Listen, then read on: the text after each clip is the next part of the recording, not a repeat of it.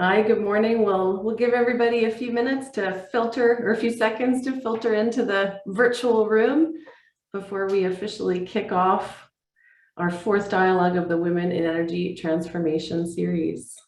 Welcome. Grab your coffee, grab a bite to eat. Those of you on the East Coast, it's getting close to lunchtime. And we're just thrilled to have you here this morning. So I'll kick things off by introducing myself. I'm Elizabeth Schurt, president of Globe Series, an organization that brings people together to advance our vision of achieving a more sustainable, prosperous, and socially just future in one generation. And I'm Carolyn Kim, Senior Director, Communities and Decarbonization at the Pembina Institute, a Canadian environmental nonprofit think tank that works on climate and clean energy issues. And it is our pleasure to welcome you to the fourth and final dialogue of the Women in Energy Transformation series. The Pembina Institute and the Globe Series have been proud to work together to deliver this four-part year-long initiative that explored the role of women in all aspects of Canada's transformation to a net zero energy economy. Before we get started, we believe it's critically important to acknowledge that many of us joining this virtual event are settlers on land that is the traditional, ancestral, and often unceded territory of a diversity of Indigenous peoples, including First Nations, Métis, and Inuit. This act of acknowledging the land and the signed treaties where applicable is an act of reconciliation with Indigenous peoples in Canada, and it's an expression of respect and of gratitude for the land. This action reminds us that there are places of work where we live and where we gather are on the traditional lands of Indigenous people who historically resided here and still do today. Now, I'd encourage you to take a moment to consider the connection that you feel to the land from which you're joining our event, and please share your thoughts in the chat box. And we're also now sharing in the chat a wonderful resource called Native Land, and I'd encourage you to check it out, this resource. You can learn more about your connections with the land, where you reside, its traditional peoples, and its meaning. I myself have the privilege of joining you today from the traditional, ancestral, and unceded territories of the Squamish, Tsleil-Waututh, and Musqueam First Nations, also known as Vancouver. And I have the privilege of joining from the traditional territory of many nations, including the Mississaugas of the Credit, the Anishinaabeg, the Chippewa, the Haudenosaunee, and the Wendat peoples, and is now home to many diverse First Nation, Inuit, Métis. I also acknowledge that Toronto is covered by Treaty 13 with the Mississaugas of the Credit. Now, before we begin in today's dialogue, I want to share a few housekeeping tips and tricks to help you get the most out of today's event. We are using Zoom meetings platform in order to make the session more engaging and enable us to use breakout rooms.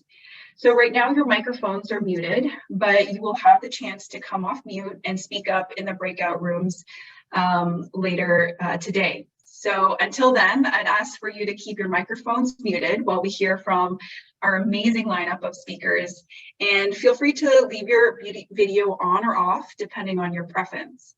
So lastly, throughout the event, feel free to share your thoughts and ask questions and engage with one another using the chat box. We really want to be able to encourage dialogue amongst us today. Absolutely.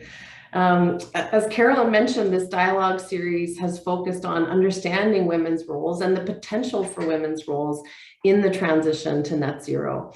So while the shift to a net zero economy and society represents a huge opportunity for Canada's energy systems, women are currently underrepresented in many of the sectors and areas that will be a part of creating a net zero future. So supported by research and analysis by the Pembina Institute, the goal of the Women in Energy Transformation series was to cast additional light on how women can participate in and benefit from the move to an inclusive net zero energy economy. But we never dreamed the extent to which this would come to life through amazing stories, lived experiences, and individuals we've been able to feature throughout the series. Next month, leaders will come together from all over the world at the 27th UN Conference of the Parties on Climate Change. And if COP26 was any indication, we can expect continued momentum behind ensuring that gender equality and the role of women and girls in climate policy and action is recognized and celebrated. We know that the impacts of a changing climate often disproportionately affect women and girls. According to a UNFCCC study, 80% of people displaced by climate change are women and children. Globe Series and the Pembina Institute have partnered on this project because our two organizations share the belief that gender equity and inclusion has the potential to be a powerful and unifying force for a more inclusive climate and energy future here in Canada and around the world. Carolyn, I want to pass the mic back to you to provide a bit of a recap of the first three dialogues. But before I do, I just want to invite a quick audience poll. I'd like to know, have you attended a previous Women in Energy Transformation dialogue, or is this the first one you've attended? And you got a few choices here. So first one you've attended today, maybe you've attended one of the previous, maybe you've had the chance to attend all three previous dialogues, and this is the fourth. So thanks for responding to that poll, and we welcome everybody, both those new to the dialogue series as well as those who've been along the journey for some time. And we'll just see, maybe Carolyn over to, oh, here we go. First, lots of folks attending for their first time, which is fantastic. You don't have to have been at any of the previous dialogues to get a ton of inspiration and impact out of today. So Carolyn, back to you. Okay, so it looks like this will be an excellent recap then. The first Women in Energy Transformation Dialogue, which was held virtually last year on September 29th, set the stage for the series by featuring stories and experiences from 4 incredible women who were each playing a different role in Canada's energy transformation. The second dialogue, which was held virtually following that on November 24th, explored key themes around gender equity and inclusion in the energy sector, including those that emerged at COP26. And we took a deep dive into 5 key barriers that women in the energy sector face on a day-to-day basis. In March of this year, the third dialogue was held in person at the Globe Forum conference, and it specifically focused on the experiences of Indigenous women leaders in enabling the transformation in the net zero energy transformation. Indigenous women are among Canada's most dedicated and influential climate leaders. And this powerful dialogue, we heard how these women have experienced firsthand the impacts of climate change, racism, and gender inequality, and how these experiences are being used in a way to identify new solutions to the climate and energy challenge that we face today in Canada. So beyond the dialogue, the series has 2 additional components that I want to raise today. We have developed an interactive digital platform featuring profiles of women who are leading the charge on energy diversification and transformation in Canada. The amazing leaders featured on the platform were identified through an independent nomination process managed by Women in Renewable Energy. Thank you so much for doing that, WiET.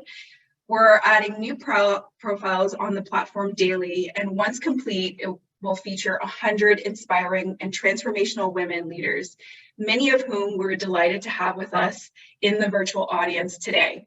So if you are one of those leaders who were nominated to be featured on the platform, I would invite you now to share your name, title, and organization in the chat. So don't be shy. It's important that we celebrate these leaders and change makers who are among us today.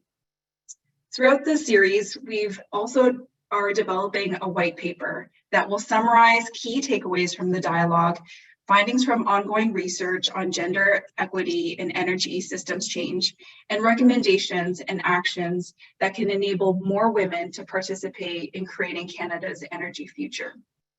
And that white paper will be finalized and published following today's event. And that brings us to today and our 4th and final dialogue. Throughout the series, we've had the privilege of being joined by incredible women leaders from a diversity of sectors, walks of life, and backgrounds, and today is no exception. In just a few minutes, we'll welcome 4 leaders to the virtual stage who will be reflecting on key learnings and experiences from the dialogues and the supporting research, and they'll be helping think about what we can do next, what actions can we take. We'll also hear from women leaders representing a few of the sponsors of our series, and I do want to pause now for a moment to say how much we appreciate the support of all our Women in Energy Transformation Series sponsors, because this would not have been possible without you. Following remarks from our speakers, we'll move into some networking rooms where you're going to have a chance to interact and connect with other attendees of today's dialogue and with the amazing women who are featured on our digital platform. And we'll invite you to think together about what you're inspired to do to ensure women are a part of an inclusive net zero energy future. Globe and Pembina have really enjoyed the opportunity to work together on this series, and we've been reminded over and over again that working together is going to be the best way to create the energy systems of the future. So we really encourage you to lean into this conversation, engage actively through the chat, share your thoughts, learn from stories of successes, and support one another, both the good and the bad. We want to hear your views and thoughts. We only ask that you share them respectfully and take the time to listen. Be open to all opinions, views, and experiences that might be shared today. And I will remind everybody, when you're not a speaker, stay on mute so we can continue to really listen and engage together. Okay, Carolyn, I'm excited to get things going. Me too. So without further ado, let's welcome our featured speakers to the virtual stage. First up, we have Regional Chief Kuwani Adamek, Assembly of First Nations Yukon Region, Meredith Adler, Executive Director, Student Energy, Jane McDonald, Senior Vice President, Climate and Nature Solutions, Melody Lapine, Director of Government and Industry Relations, Mikisew Cree First Nation Government.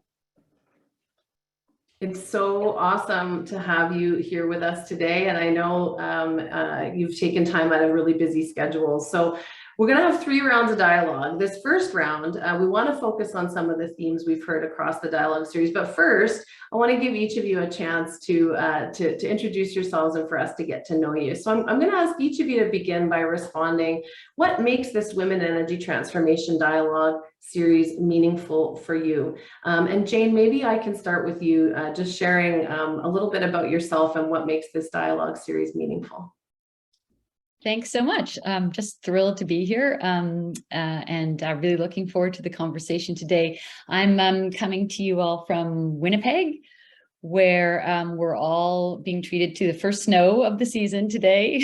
Unfortunately, I'm sure one of many in the next few weeks, but I'm coming from you also from the original territories of the Anishinaabe Cree, Oji-Cree, Dakota, Lakota, Dene peoples, and of course the homeland of Métis Nation. And most importantly, I always like to remind people I'm coming to you from a city with the largest proportion of Indigenous people in any metropolis in Canada. So of the 750,000 people in Winnipeg, 14% of us are Indigenous. So I think we've got a really interesting opportunity here and lots of innovation and creativity going on in our Indigenous community. It's an exciting place to be living right now. Boy, what makes this dialogue meaningful for me is I think it's almost so obvious. It's hard to get my head around how to answer it, but I think it's so meaningful because I really want to see the rapid transformation of our energy system that is so desperately needed for this planet's survival. I want to see it happen in my working lifetime.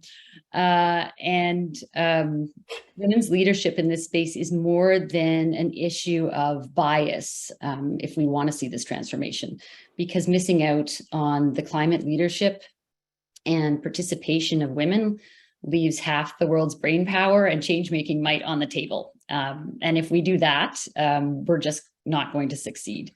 So I think climate change is really a leadership crisis at its core.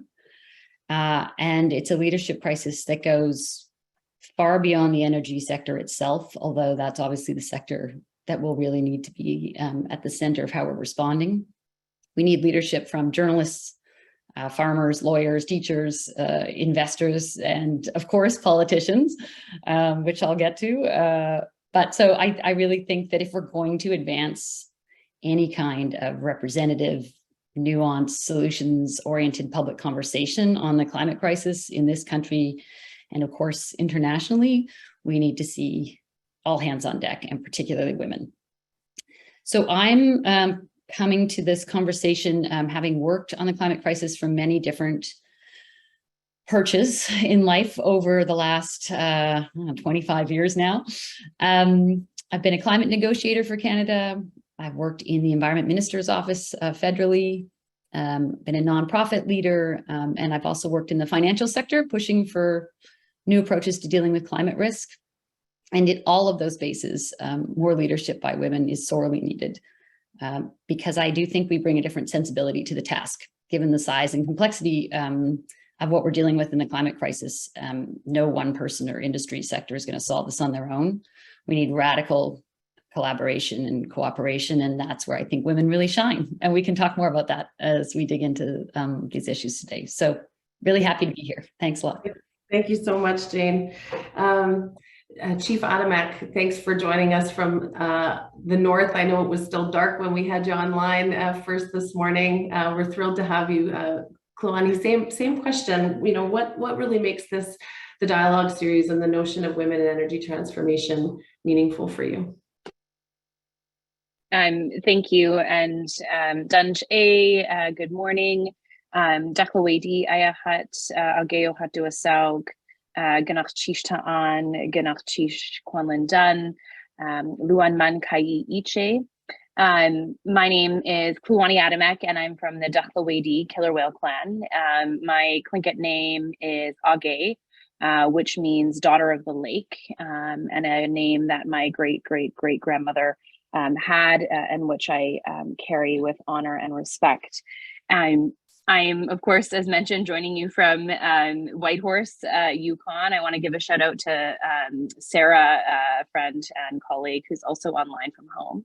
And, you know, joining you from, you know, a region that has been impacted and continues to be impacted by the impacts of climate change, of course, at a rate 3 times faster than anywhere in the world. So, you know, we really, we have these conversations about, you know, transition and energy. You know, so many of our communities are still on diesel. That's a reality that we have. You know, the challenges with, yes, you know, electric cars are great, but when you have a grid that's already overused with respect to energy and hydro specifically, what does that really mean for the future? So it requires, these conversations require, first of all, an approach that respects and includes Indigenous voices. Here in the Yukon, we're 30% of the population.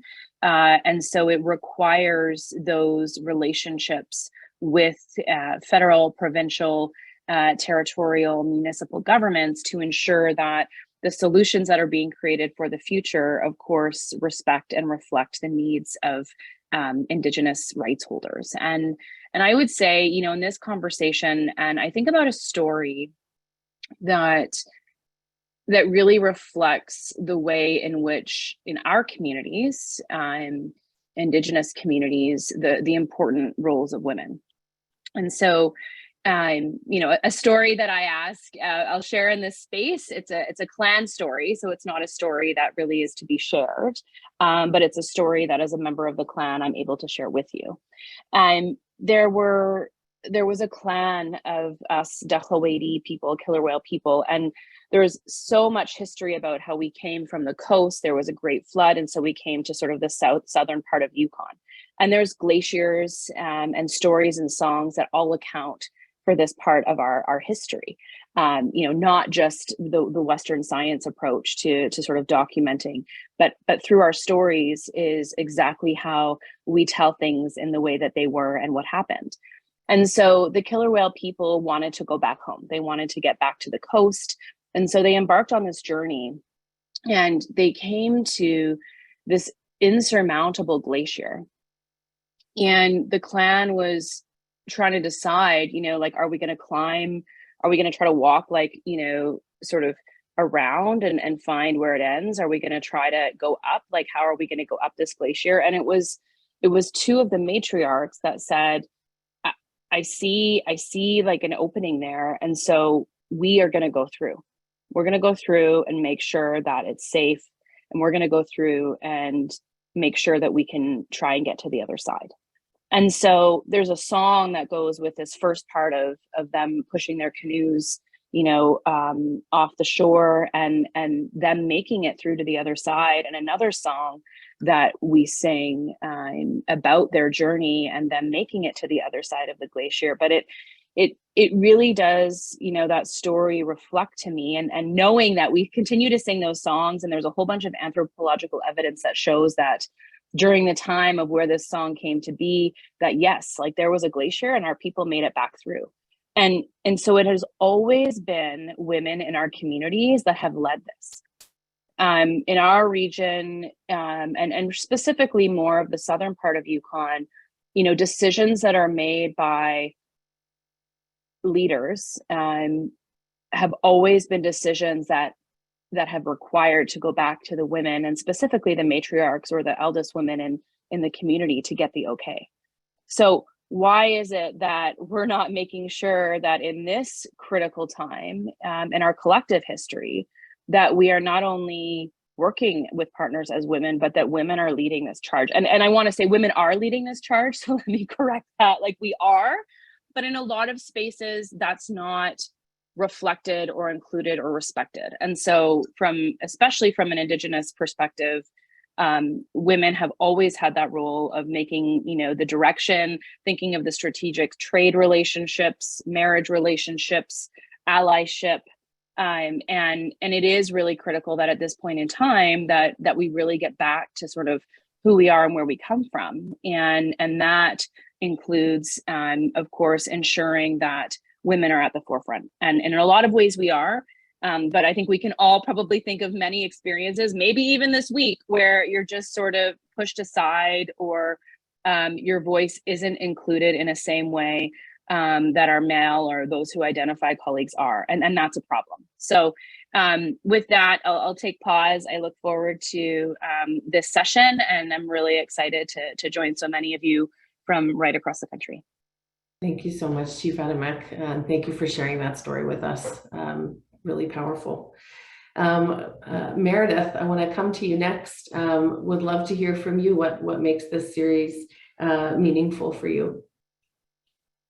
Yeah, I think this is an interesting one for me and an interesting perspective to come from, because I have a pretty unique experience in the energy and climate space, in that I've actually always had female bosses. I have always, our leadership team at Student Energy is, I think, 75% women. Our board of directors is probably something similar. And so coming from really the next generation, I suppose, of leaders, we are starting to see a really big shift in what leadership looks like and what leadership values are reflected. And I think very similar to what Chief Adamek was saying, is it does ring true to me that women have always been, or are leading in this space. But I think my big takeaway is, how do we actually make that easier? Because when I leave Student Energy, or our kind of crafted spaces that are meant for empowerment of young people, the experience is very different. And I think, how from, being invited to dialogues where no one calls on me to speak, to all kinds of different things, the experience that I have internally and the experience I have externally with the rest of the energy world is very different. And I think one thing I'm really passionate about is, our network is over 50% women globally. We have youth.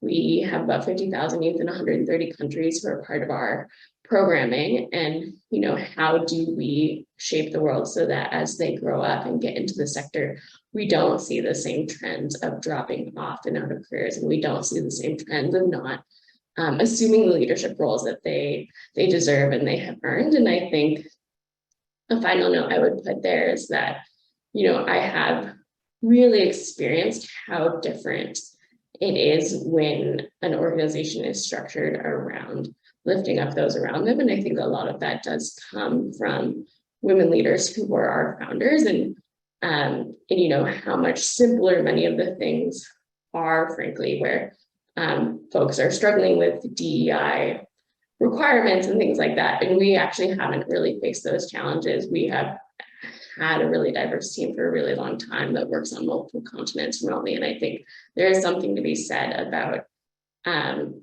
more inclusive leadership styles that women often bring to the table, being able to move forward faster over the course of our evolution from one staff person to 50.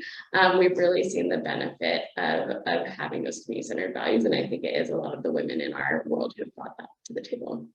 Fantastic. Thank you, Meredith. We've got such incredible diversity of perspectives this morning, this afternoon, depending where you're joining from. It's hard to know where to start, but Melody, of course, last for our first round of questions, certainly not least. Over to you. What makes this series meaningful for you? Good morning, everyone. Melody here, joining from Fort McMurray. So I'm going to give sort of a perspective, I think, of coming from growing up here in Fort McMurray at a young age, which is really a very much oil sands boom town. And having being a young girl in high school here, when my mother relocated us from my home community of Fort Chip, just north of here, small isolated community, coming to the big city of Fort McMurray during a big boom in the oil sands growth. I think anybody could understand just how underrepresented women were back then. You can jump on a WestJet or Air Canada flight here to Fort McMurray, and you're lucky if you could recognize a few other women, or walking into a pub here. It was literally quite crazy. A lot of articles written about just how serious the situation was on the growth and unrepresentation of women, specifically Indigenous women. And so I think my goal really and effort as we transition is to avoid a lot of the same mistakes and taking a real lessons learned approach to this energy transition. Again, we experienced a lot of challenges as a young Indigenous girl going to high school here. It was literally really, really forced upon me that, we had to work in the oil industry.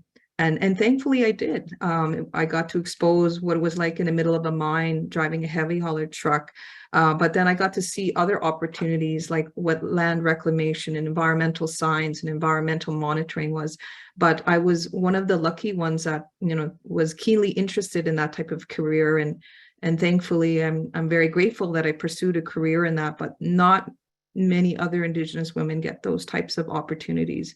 And so I'd like to see in this transition definitely a lot more at a young age, the young Melodies in high school, being exposed to engineering, technology, and science. And we're at a situation now in this region where we're so highly dependent on oil sands. Our communities are dependent. It's our bread and butter. It provides everything for us. And so now my biggest fear is this transition and what's going to happen to our community. Are we going to get left behind? And so understanding the impacts to Indigenous women and women specifically in this region is my biggest fear is we're going to get left behind. And, a lot of younger generations to come, will they be ready for this transition? And so I really want to take a look at what went wrong, how can we do things better, and as we do this transition, provide some of those opportunities, because there could be another big boom and another big growth in other parts of Canada. And so I think looking at where I come from and how definitely things could have been done much better in terms of how women and the struggles I've seen, many missing Indigenous women in this region and victimized by trauma from oil and gas workers is a common experience. And so I think I'd like to take that approach, and this energy transition is to make sure that nobody gets left behind, specifically Indigenous women, as we are often a lot more vulnerable in those situations because of just the social sometimes unwell-being in our communities. So anyway, thank you for inviting me to the session. Look forward to further discussions. Thank you all for those first reflections. And Throughout the dialogue series, we heard time and time again that we need a just transition, that everyone needs to have a voice at the table when it comes to talking about challenges from the past and moving forward with solutions. So Jane, I want to go back to you because what you said at the very beginning really struck me. This is a leadership crisis, and it's so obvious why we're gathered today to talk about this very issue. So can you just unpack that a little bit more about, your perspectives of how, we're in a clean energy climate crisis. We have this sense of urgency of moving to a clean economy, but at the same time, we overlay that with a leadership crisis. Over to you. Yeah, I think happy to talk more about that and what a sort of just transition needs to look like. And I think, again, there's a direct tie between those most impacted by climate change, which is inherently a justice issue. Obviously, those who've contributed the least to the changing climate are suffering most from its effects right now.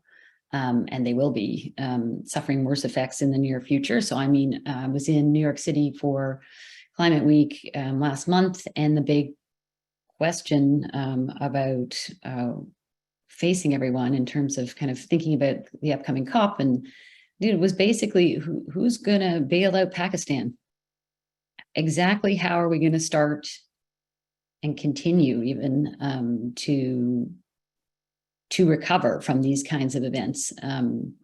And how many millions of people will be affected in the next years by similar weather events is really kind of a frightening question to think about. But there's a justice question at the core of that requires real leadership in terms of talking about not only who needs to be at the table with money, which will be a defining thread of the international conversation for the next while, for obvious reasons. But how do we design adaptation measures that don't leave people behind? So who are we even listening to when we design a response to these crises? And I think that's really, really important. We've already talked about, and everybody knows that the most vulnerable people around the world, in Canada and abroad, when a climate crisis event happens, are women. And so are we listening to them, and who is speaking for them at the highest levels of international diplomacy when we get to those conversations? And I think for climate action really to be gender responsive, my previous job at ISD, where we worked directly with over 40 countries, most vulnerable countries who are having the worst time accessing resources and capacity building in order to respond to these crises. I think we really learned that we have to keep sort of three questions in our heads at all times: who matters in this conversation, who decides, and who benefits. And I think obviously the right answer to these questions is everyone. Everyone matters, but obviously people experience impacts of climate change in different ways.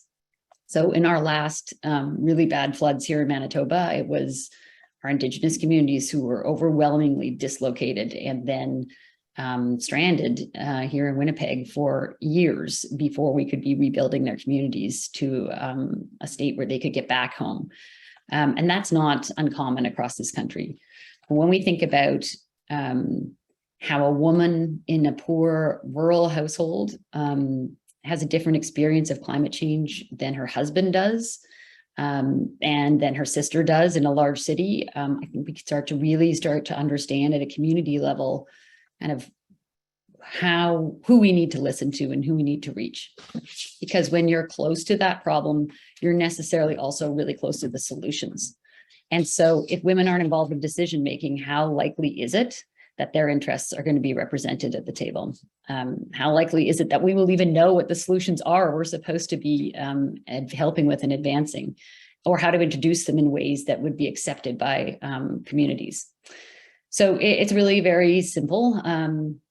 In order to ensure that the investments we need to be making provide equitable benefits for people of all genders and social groups, they need a place at the table. And that is really the only way we're going to build families, communities, societies that are resilient. And, you know, this isn't happening on the ground, but it is really not happening in the halls of the UNFCCC either yet. So, you know, we need to really work on strengthening the representation of women within the UN climate system, including in leadership positions in climate negotiations and country delegations to the UN. Because otherwise, those are the people who are bringing those stories forward. And if they're not at the table, we're not hearing from women on the ground. And so I can tell you from being on the ground at the Paris Agreement, much women's leadership was really essential to even getting that deal done, from the kind of top climate official in Christiana Figueres to France's climate ambassador, Laurence Tibiana, to Amina Mohammed, to Mary Robinson, to Hindu Mara Ibrahim, co-chair of the Indigenous Peoples Forum. I mean, if they weren't there, we wouldn't be talking about how women are needed at these high levels. We wouldn't have a gender action plan. And we've made some progress, but we're not there yet. Last year, there were 30% of lead climate negotiators who were women, and men took up 75% of the speaking time. Well, I'll let you just figure out that math. So there's lots of work to be done. So I'll leave it there, but I think this is a really critical piece if we're going to keep our focus on kind of women and girls throughout the entire kind of transition and make sure we're not leaving them behind. Thanks. Thanks so much for that, Jane. Chief Adamek, I want to turn to you now, because one of the core themes that we heard from the series was that we need to build back better, you know, coming from the pandemic. And then you layer on climate change, and then the importance to have Indigenous reconciliation also as a key component to that. You talked about in your last remarks about the importance of looking at this transition with women at the forefront. Indigenous women have always led the change. We are still continuing to lead the change. Can you just talk about, from your perspective, how values are part of this transition? It's not just about technology. It's not just about you know, greenhouse gas emissions. It's not a technical conversation. It's much more than that. Thank you. And it's so great. I love these sessions, although of course would love to be in person. I'm also mindful of, you know, the carbon footprints that then are put out there when we can do, I think, such great work virtually. And, you know, to your point about values, that has certainly been, you know, and there's so many different language groups, like there's over 50 different Indigenous languages in Canada alone. You know, then you get into, you know, each region, nations, there's treaty nations, there's, you know, it's quite complex. And so it's important that we don't overlook because something is complex, right? But that we lean in and be able to really think about approach and the respectful and the right approach. And so I would say, sort of indigenizing climate action, a just transition, and the values in which we uphold. And one of those, you know, teachings is, you know, on the sort of my Tlingit side, I'm Tlingit in Southern Shoshone, you know, it's Hakusti, like our way of life. Part of the land, part of the water. And that is something that is so important, that certainly from the place of viewing the world as being interconnected and the importance of us as human beings reconnecting. Like I loved how we started off this session, you know, where, you know, acknowledging the land, thinking about the land that you come from. You know, we're 80% water. So there's something there with respect to the way in which we treat water. How do we care for water? And it was really powerful being in Fredericton not long ago for our second AFN National Climate Gathering and doing a water ceremony, because water is, you know, viewed, you know, in a lot of ways as something that we can use. but water has its own spirit that also needs to be nurtured. And that is something that is specifically a responsibility of women. And when we talk about sort of that value that we have of connection, it really is also about reconnection to mind, body, and spirit and the land. And there's this incredible group of fellows that we have in the Yukon, and our chiefs basically said in the Yukon, look, we're signing this climate declaration with respect to it being a state of emergency as a region, but it has to be the elders and the young people that lead this charge. And as part of that group, of course, a large group of Indigenous women that are part of this group. And so, one of the, I would say, most powerful quote that these young people, through their many meetings and discussions, sort of shared, was that the heart of climate change lies within our disconnection from spirit, self, each other, and earth. The disconnection is at the foundation of the systems in which we live, learn, and work within. This is the root cause of climate change, and we must focus on changing and taking action upon it. And so, for some, it might seem, and I've sort of seen the response in many a boardroom, like, well, it's kind of fluff. Like, let's talk about like metrics. Let's talk about like targets. But how do you talk about those things if as a human being, you are so far disconnected from the land and the water? This isn't about sort of, the sides that I see oftentimes. It's like, are you opposed to development or supportive of development? That is totally, I would say, an unrelated part of the question of how are we as human beings connected to the earth and the world around us? And if we are so far connected from that, how are we even able to make decisions about it? So that is something that I think does really reflect, the values, the ways that we have to balance, and we have to weight Indigenous knowledge and traditional knowledge in the same way that we value and weight modern and Western science, because there's a role for it all. And if those are the best tools that we have to help us, be able to come up with the best solutions, then like let's use all of it, in a respectful way and through protocol, of course. But it's so important to have that balance. And I think that is, in terms of values, and I can't speak for any other nation other than my own when it comes to values. They may be different, a little bit different in some nations than others, but I think that a common thread is, the reciprocity, the balance, the connection. And certainly right now we're out of balance. Like, we feel it everywhere in so many parts of our lives. And so we have to get back to balance. And that requires us as human beings to do things very differently, and in a way that we've never done before, which is to sort of put those values first. And I've read some really interesting, academic pieces on some of this stuff. But I think the way in which Indigenous women and women can speak to that is a very different way than any other group. Indigenous women, and those who identify. So I that is where I think we have to get back to our values, sort of know where we've come from to know where we're going, and that being sort of at the forefront of the way in which we continue to advance these solutions. Thank you for those remarks.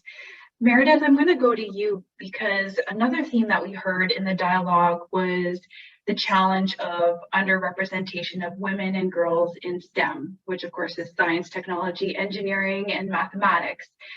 The chief just mentioned how young people need to lead the charge on climate change. And then you hear from Jane how there's a lack of women leadership at the very highest levels negotiating on climate.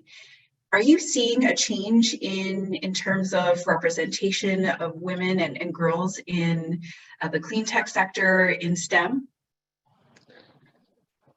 Yeah, so I think we are seeing a change, but we also are not seeing the change I think that people would like to see. And one thing I think we can't emphasize enough when it comes to leadership roles, negotiators, STEM, any of this, is that by and large, folks are not being exposed to the idea that these careers even exist. And I think what's particularly important is when you look at minoritized communities, people who have been systemically excluded from the sector, Most of them are coming from communities that are facing environmental justice issues, all kinds of things. And the folks around them that they see are, their parents, and then it's doctors and lawyers and teachers. And so a lot of people who are thinking about a career are thinking about those three things because it's what they see around them.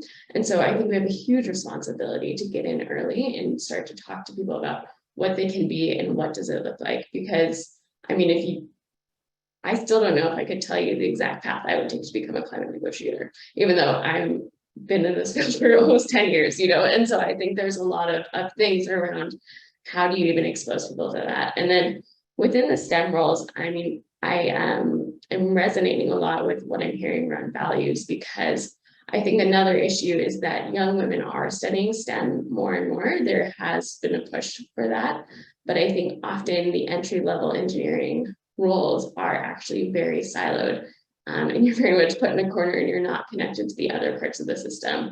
And I cannot tell you how many times I've talked to an entry-level engineer in a company who's like, yeah, I don't think they care about climate at all. And then I go talk to the CEO and they're like, oh, climate is everything to us. And there's a huge disconnect between what leadership is saying and what young people working in STEM are experiencing. And you have to also solve for that. You have to actually work hard to make these roles meaningful and connected, because I don't think anybody really wants a disconnected role, but I think young women in particular, when they feel that their role doesn't have many values, and then they've gone and done all this education and have a lot to offer, they go find places where that offering is accepted and valued. And I think that is a lot of where you see people leaving STEM as well, and really wanting to connect more to just as Shivanik was saying, to the land, to kind of traditional values, to how you support other people. And we have to build that into a part of the STEM roles, while also exposing people to the fact that we actually believe in them as people who can lead on these technical sides and still help fulfill our climate goals. That's great. One of the last themes that we heard from the series was, and a common lived experience that we heard throughout the series, was that women have been made to feel like they don't belong as leaders in the energy sector or in the energy transformation. And Melody, I want to go over to you to hear a little bit more about your experience when it comes to the roles of women. What roles should they play in this dialogue? Well, I mean, I'm not sure if it's fair to say, but would we be in an energy or a climate crisis if, women were the key leaders and decision makers? I'm not, I don't think we would be.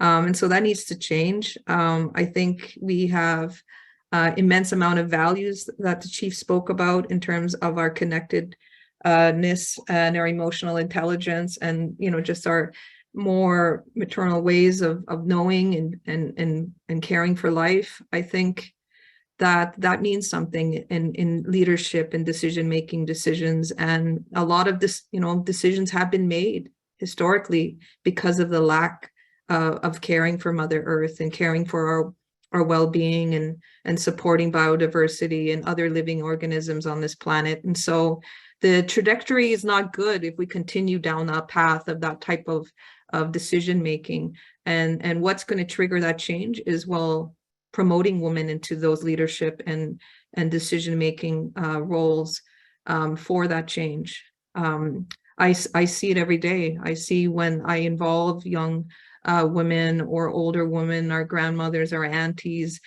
into key decision making in our community, and what a wealth of difference it becomes. It's holistic. It's value-based. It's about the connectionness and our sacred obligations to making decisions, not only like beyond 7 generations. And so I think when you start to promote that way of thinking in decision-making, we will start to see women advancing into those leadership and decision-making roles. It was so exciting. I had set up a meeting with the newly appointed highest executive of Syncrude Canada, Doreen Cole. The first time I've ever arranged a meeting between a female leader within an oil company and my chief. And she wasn't in the position for very long, but it was a big deal. It was a big deal. And so when are we going to get past it being a big deal that a woman has taken on such a high-ranking executive position and key decision-making role? I'd like to live in a world where it's not a big deal anymore, that it's a norm, that we're part of, there was key decisions that affect us. Who says we shouldn't be doing those things, is always, I'll go back to my story of when I said, well, okay, the reclamation and environmental science is something I want to do. And it wasn't advocated for, I wasn't presented opportunities. In a way, it's like, you shouldn't do that. You should be a nurse, or you should be a teacher, or you should be, a secretary like your mom. And so, yeah, I think it's almost ingrained in us that we shouldn't pursue a lot of those types of positions, but I see things changing. I think I see things changing to the examples I gave of when this was a big boom town, and today a lot of greater representation. A lot of our Indigenous entrepreneurs in this region are female, and so that's really great to see. I'm seeing the winds of change, but at the same time, I'm recognizing that we're not there yet. So yeah, I think a lot of different outcomes could happen with key decision makers being women, for sure. Thank you. Melody, thank you so much. All of our speakers, thank you. This has been such a rich conversation already, as we expected. I'm going to invite our 4 speakers on the screen here. You can take a bit of a break from the virtual stage, but don't go too far. We're going to invite you back in just a moment, so you can feel free to turn your cameras off and take a rest. Heads up to my colleagues in the back end, tech support and others. I'm going to make a small shift to our program. I'm going to welcome Arlene Strom to the stage in just a moment, who's going to bring some perspectives from one of our wonderful sponsors of the session. Kimberly Grant, I'm going to ask that you be ready to come onto the virtual stage just after Arlene. We'll hear from our 2 sponsors, and then we'll come back to this very rich conversation. But let me please welcome Arlene Strom, Chief Sustainability Officer and General Counsel to Suncor, to provide some reflections on the dialogue series. Arlene, over to you. Thank you so much, Elizabeth, and what an honor to be here today and to listen to our 4 speakers who have been just amazing. When you were asked, the first question that was asked of the speakers, why do you value this series? And I can tell you why we value it as a sponsor. I have been taking a ton of notes and listening and learning from this dialogue. And I love when I'm listening and learning from these incredible, courageous female leaders.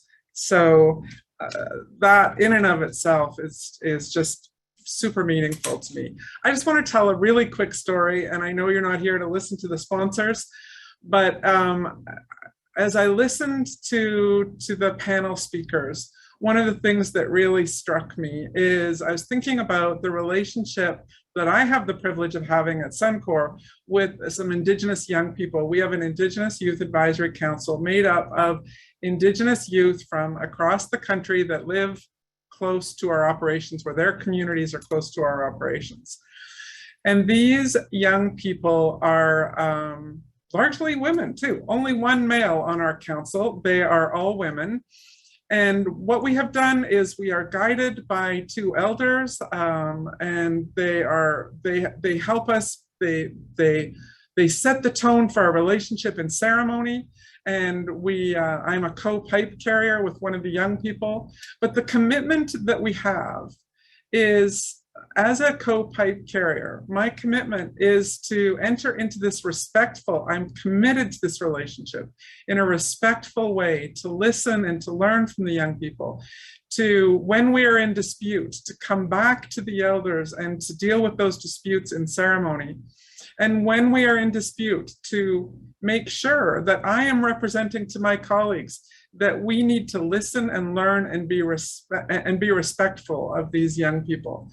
And so the reason that I mention that is just as I listen to the challenges and the work ahead of us in the energy transition and the urgency with which we do it, I feel like I'm not only learning from the speakers here today, but I'm learning from young people, young Indigenous women who are willing to step into this space that's largely male dominated, as Melody suggested. There's a lot of men in our industry. They are willing to come and speak truth to these leaders. And I am so grateful for their courage, what they bring to this. And I am committed to learning from it. And, you know, Chief Adamek, you talked about our relationship with the land and water. One of my favorite Cree words is Wakotowin. And I know I have lots of work to do to honor that interconnectedness that we have among us, but with the earth and water and all of nature. So you have my commitment to continue on this journey. Thank you so much for all you do as leaders in this space. I am so grateful to have crossed paths with you over the years, and I know I will continue to learn from you. Thank you for what you're doing.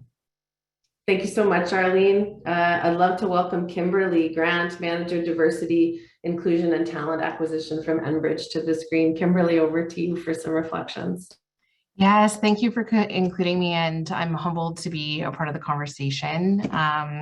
It's been really encouraging to hear the thoughts that were shared today. Jane's point about rapid transformation requires leadership and radical cooperation. Kluani's point around progress will need to include Indigenous voices and respect the connection that we have with the world around us. Meredith, your point around people seeing multi-generational examples in the transformation that we're making and listening to those perspectives.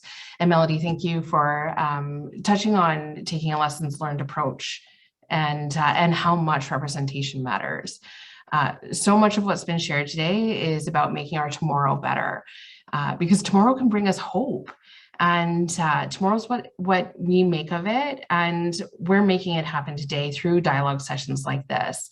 At Enbridge, we're modernizing our systems, and we're making an active commitment to renewable energy. And I want to acknowledge Linda Cody of the Pembina Institute, who's listening today, because she was really groundbreaking in building our approach to sustainability while at Enbridge.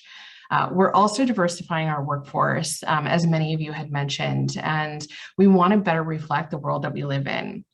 So I invite everyone listening today to imagine what it would be like if women were supported in their workplace with informed insights about their wants and needs, because this can be a massive difference maker. In 2016, I'll share a story. We had recognized the need for greater transparency about diversity. So we developed a diversity dashboard to show representation across all levels. As we heard, representation matters. So we looked at gender, people with disabilities, veterans, people from underrepresented ethnic and racial groups, and our 2S LGBTQ communities. And this dashboard is open to all employees. So they have the ability to see information about hiring, promotions, representation, and turnover, to hold our leaders accountable to committing to reflecting our communities. And it makes a difference. We've already seen that we've exceeded our 2022 goal of 30% women in leadership. And women in Canada have increased since 2017. We're up 8% at the VP level, 7% at the director level, and 8% at the manager level. And women of color increased between 3 and 6% at those levels as well. And while that's all amazing progress, we still have a greater need for women in operations, engineering, and technical roles.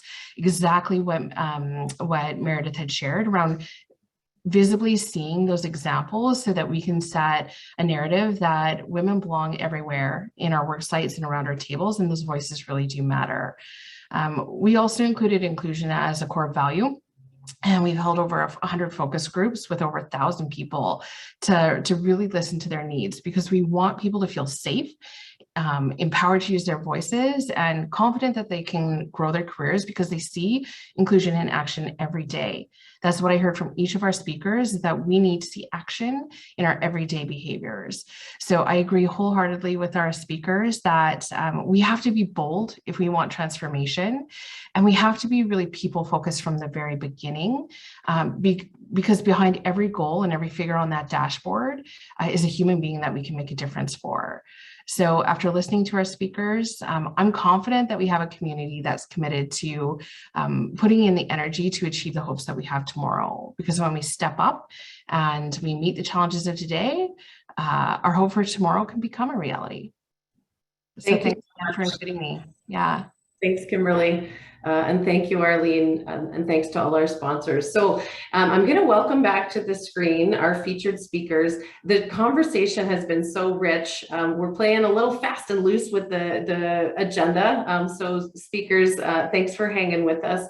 What we'd love to do now is focus on a few of the themes that emerged from the research that Pembina has been doing alongside the dialogue series. We'll then go to a super quick lightning round. We're moving into taking up a bit of the networking time we'd planned, but that's okay because I'm just loving this dialogue and I know our audience is too. So we're going to keep going, and Carolyn, over to you to kick off this next round of questions. Thanks, Elizabeth. In the interest of time, I'll keep it really tight with just a synopsis of what we heard in the conversations with hundreds of women representing, dozens of organizations, both in the traditional oil and gas sector and the burgeoning renewable fields in Alberta. In our conversations, women around the table identified 10 actions to dismantle existing obstacles, and we heard many of them already this morning, to help, improve women participation and women leadership in the clean energy sector. And some of the key themes or the key actions that were identified include improving access to net zero related skills, training and education, offering access to jobs and opportunities at all stages of women's career in the sector, providing flexible work arrangements to balance caregiving responsibilities and paid work, affordable childcare, setting quotas or targets to increase representation, and equipping male leaders with skills and training to also participate in gender inclusive work environments. And lastly, the really important role for data collection so that we can inform decisions moving forward on policy or programming, and just also, changing the culture in our work environments. So with that background in mind, I'm going to, turn over to Chief Adamek first.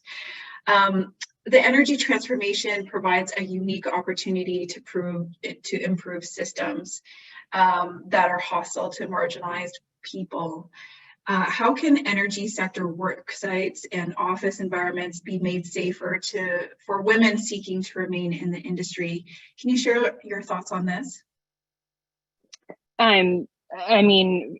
First of all, I loved what you had shared sort of about the ability for women, who carry so many different roles, as daughters or aunts or mothers. It is so important that we support women and families alike to be able to continue to grow. And I think that that's something that we're seeing more and more of.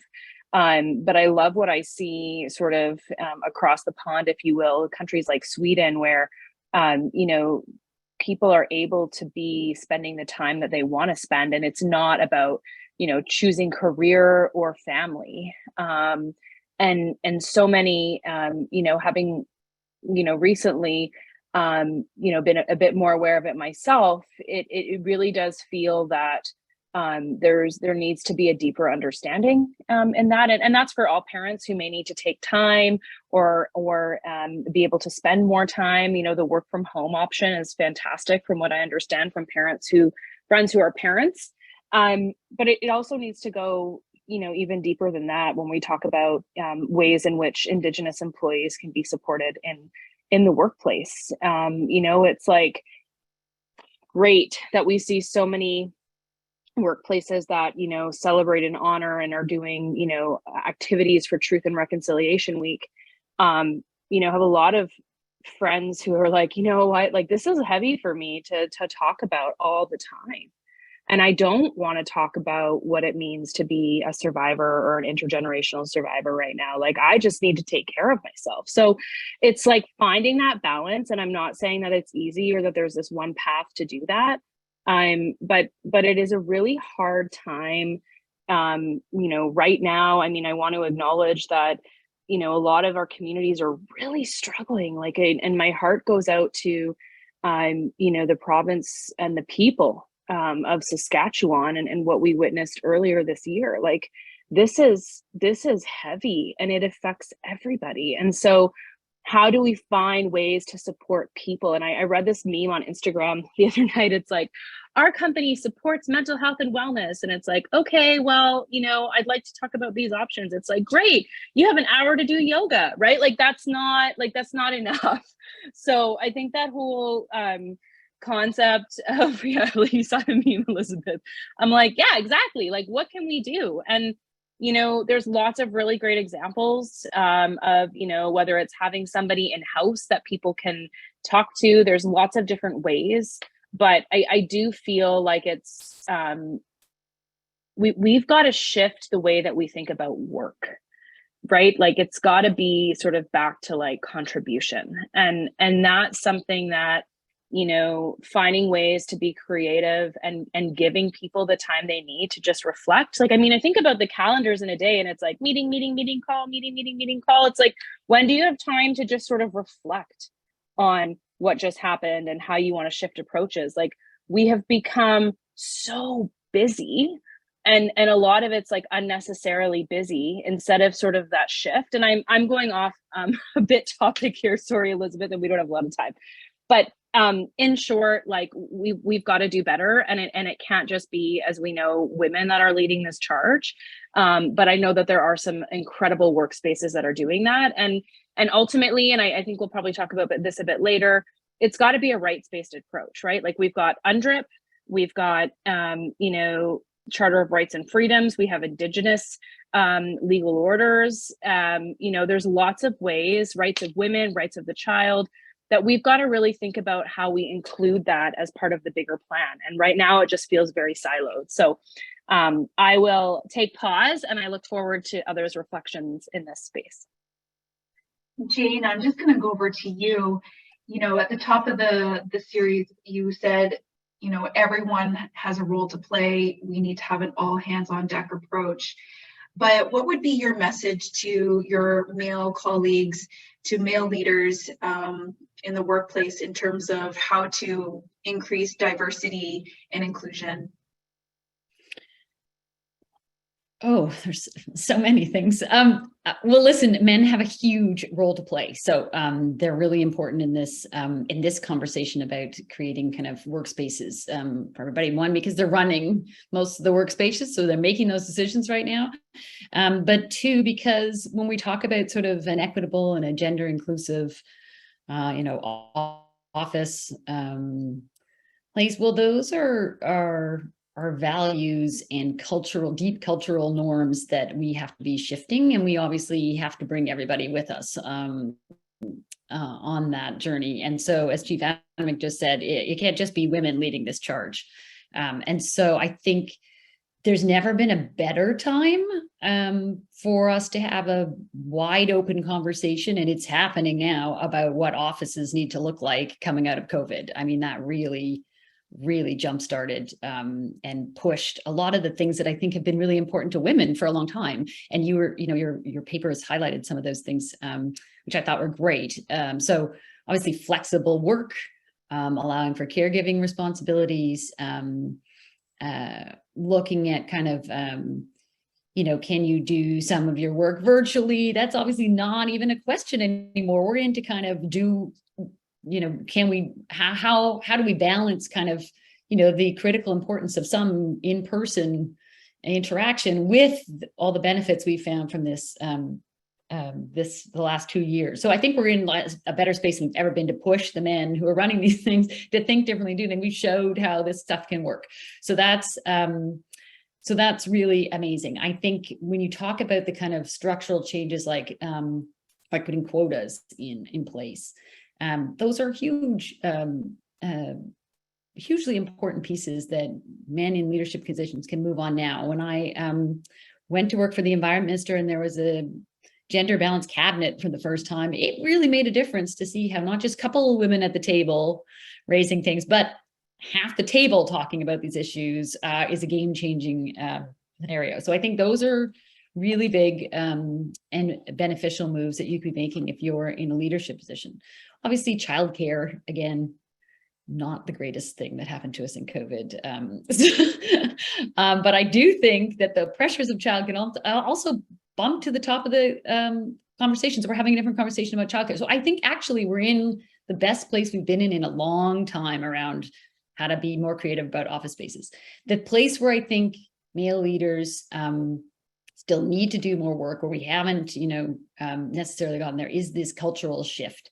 And so showing their interest in these topics, demonstrating to the other men in the office leadership, providing training on understanding, gender inclusiveness, showing no tolerance for harassment and violence in the workplace. These are the places that still need big pushes, where I think men can be super essential in the conversation. And so, these are questions that, that originate in our houses, our private lives, how we're raised, how we grow up, how we see our family dynamics and burden sharing happening between our parents. And so these are deep-seated things, and that culture needs to change. And I think with all the change happening around DE&I conversations right now within organizations, there's also a window to talk about these big cultural shifts that need to happen. So I'm quite optimistic, more optimistic than I've been in a long time, about how these shifts might start to happen much more quickly than they have been in the last kind of 20 years since I've been working. So, yeah. Thanks, Jane. Chief Adamek, no apologies necessary. I love the thread that this conversation is following. Everything's on topic, everything's in. That's why these dialogues are so powerful, because we just never know where the journey is going to take us. And you can see in the chat so many people relating to all the stories that you're sharing, Jane, Meredith, Melody, and Kulani. So thank you. A couple more questions here, and then we're going to move to our lightning round. I know we're running short on time. Our speakers, you're so amazing. Keep the incredible content coming, but I am mindful of the time. We do want to send people away, have a bit of time for networking, and send people away as we promised at 10. Meredith, we know diversity is a strength, but it's not always seen that way. So building on some of Jane's comments, we do see some in the energy sector that see transition and that inclusive, diverse approach to transition as a threat to livelihoods. How can we overcome some of those fears and perceptions, that culture shift? Yeah, thank you. I think this question is an interesting one because I get it quite a bit. And I actually, I think it's a good one to address, because the question itself, or the line of thinking itself, I think is a bit flawed, actually. Because there is a serious fear about the energy transition and around people being able to provide for their families. And that fear is often convoluted with diversity initiatives and other pieces like that. And to be really frank, no company in Canada is spending money on their equity initiatives that would hurt their bottom line. It's just not happening. And so if people do feel like that is happening at their company, I hate to say it, but I really feel like their leadership is lying to them. And so we need to be really clear and transparent about what the challenges are that we're facing. And I think the huge one is that people do feel insecure and feel very unstable within our current system. And I actually wager people were doing really good work on inclusivity, having people have a home within their company, governments feeling like their governments care about them as a citizen, like there's like more social services, things like that, like they would be protected if something happened to them or their family. I think if we were actually doing those things that would enhance diversity of our companies, I think everybody would feel safer and more secure at work and feel like that they were in a safe place and that there could be more space for others and that there was less competition. And I would say, one quick story to even share on this front is in terms of this cultural shift. I think one thing that young people are really demanding around the world is transparency. And I think the level of transparency that young people are demanding is incredibly uncomfortable for most companies. And it is an interesting shift in that we have a worker shortage. And so companies who are not able to rise to the challenge are really struggling to hire. And I do think it is one of those things that's going to push this faster, but we do really need that transparency if we're serious about equity, because we can't have the old guard running around blaming people who have been systemically excluded from the system for coming into their companies. We have to be honest about where we're at. And I think even one quick story to share about this, I was at the Clean Energy Ministerial in Pittsburgh, and I was taking my Uber back.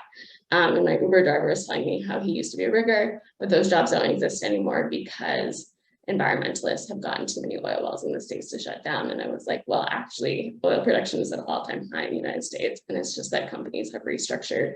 We had a fascinating conversation about all of it. But I think there are so many things like this where, we have to be more honest about who we're putting out there as the target and what does that actually mean? Because every time a target is named, people will go after them. And there's a responsibility to those in leadership to be very careful about that. Meredith, thank you so much. Melody, I'm going to come back to you, and I'm going to reference an awesome comment I saw in the chat from Michelle Brannigan. What is measured is what's treasured. I love that. Because we know that data and measurement is a really important aspect of success. And I know Pembina in their research encountered this as a real challenge, accessing gender disaggregated data about our energy systems that can be helpful in affecting change. Talk a bit about that role of good data. It might feel dry, but I think it's so critical. What's measured is what's treasured. Melody, over to you.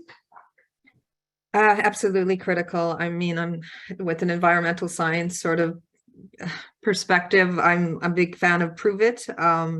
Definitely, I spend day in, day out measuring environmental impacts and basically testing the effectiveness of mitigation. And targets and everything are great, but how are we really measuring the change? And there is a significant lack of data and information for those key decision makers to take an adaptive management approach. And so the report has some key recommendations, but really, if we're going to implement those recommendations, we need more information, we need more data. And I can personally reflect on this in community information data from my community is a significant struggle. If I don't fundraise and do our own research, and I love that the report really reflects on that grandmother ethical care of data.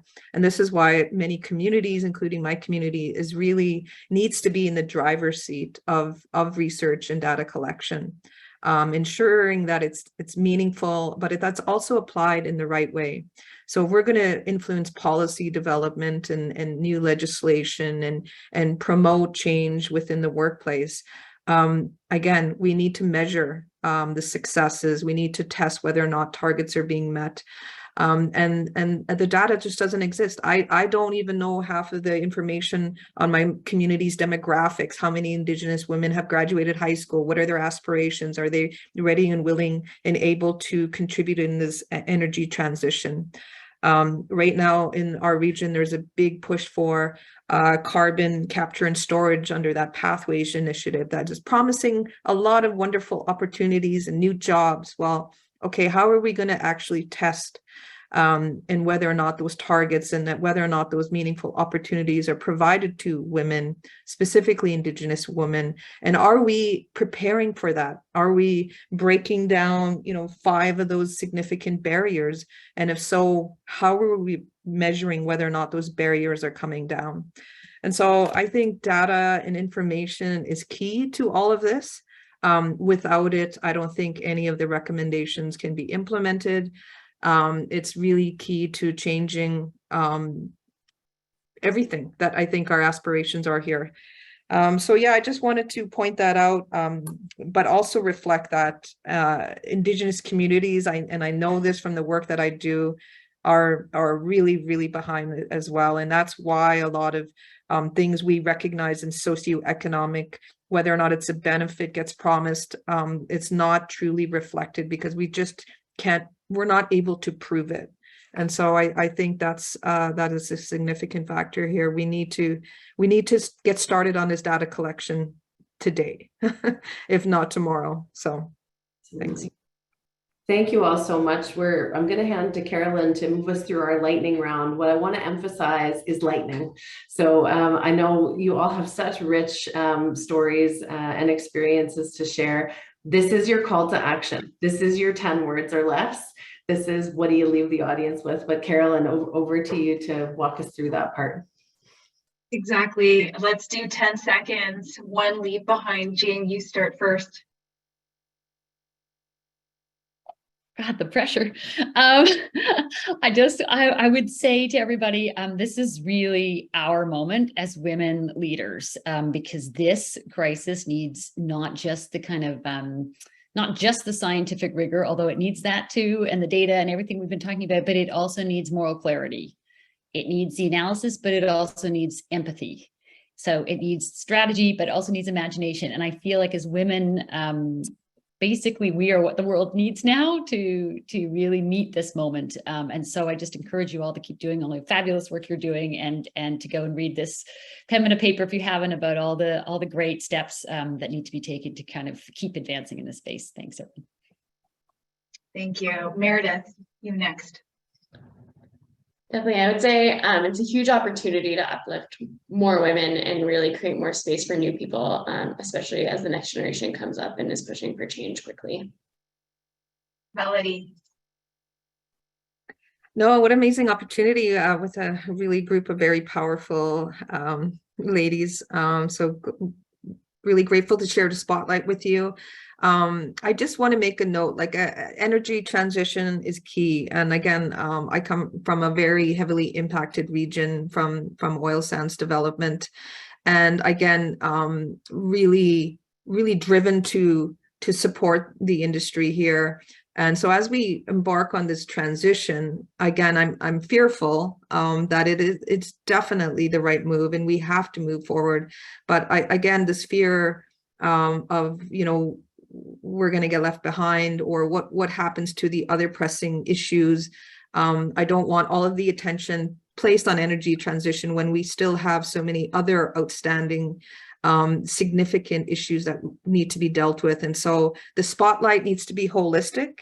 The climate crisis is we're hopefully moving in the right direction to net zero, but at the same time, I don't want to look beyond that or forget about, just the local and regional impacts as well that my communities and many Indigenous communities are challenged with.